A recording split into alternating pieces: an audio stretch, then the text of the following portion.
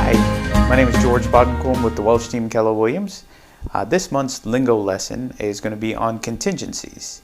There's a lot of contingencies built into a contract. You can either have a bunch or not any at all.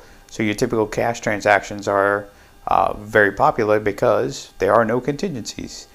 Some of the contingencies are home inspections, appraisals, financing, home to sell. So those are the typical things that we see. You can add in any type of contingencies that you really want, just written into a contract. But that's what we typically see in them. And a contingency really just means it's something that is dependent on if the contract's going to move forward or not. So this first one we'll start out with is a inspection contingency. Typically, most people want to get their home inspected to confirm, whether they want to move forward with it or not, if they're okay with the repairs, if there's need repairs. Financing contingencies, a pretty elaborate one. It does kind of run through almost to the end of the contract. So if you're financing, you typically have a financing contingency.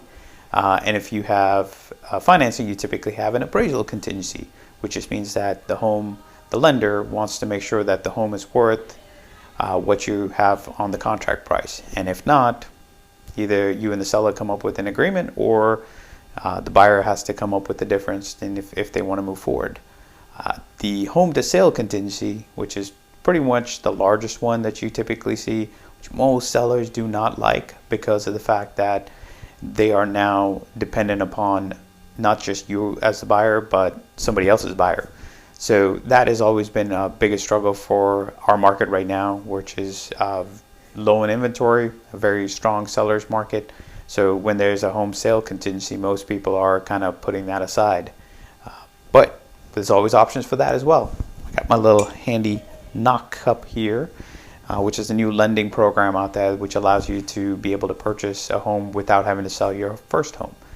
So if you wanted more information about that, let us know. That's a topic for a whole nother day.